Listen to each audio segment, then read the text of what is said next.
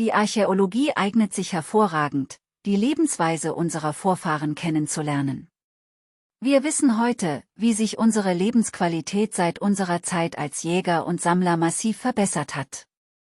Doch es gibt keinen Beweis dafür, dass wir heute glücklicher sind als unsere Vorfahren, die in kleinen Gruppen höchst kooperativ und gleichberechtigt lebten.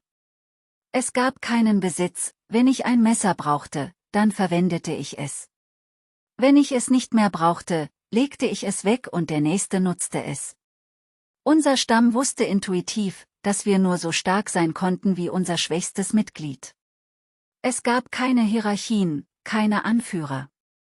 Jede Arbeit war gleichwertig, keine war mit einer Wertung oder Belohnung verbunden. Entscheidungen wurden so lange gemeinsam diskutiert, bis ein Konsens entstand.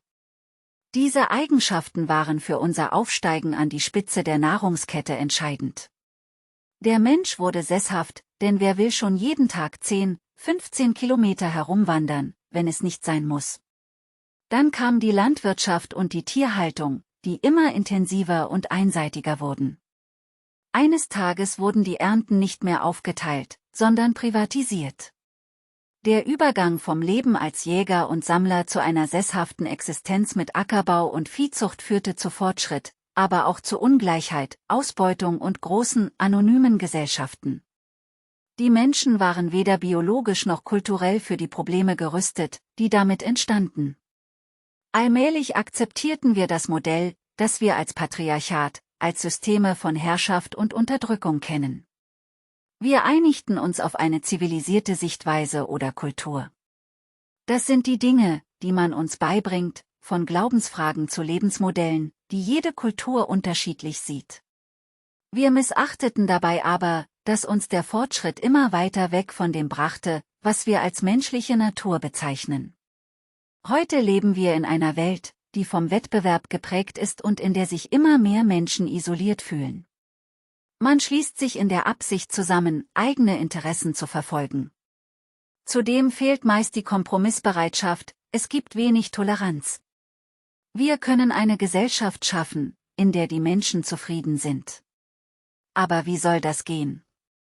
Wir können die Zeit nicht in die Jäger- und Sammlergesellschaft zurückdrehen.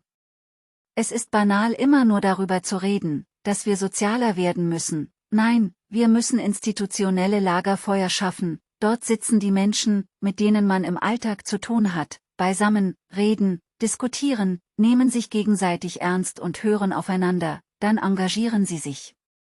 Es entstehen neue Ideen des Zusammenlebens, die von allen getragen werden. Das Lagerfeuer erlischt erst, wenn ein Konsens unter den Anwesenden gefunden wird.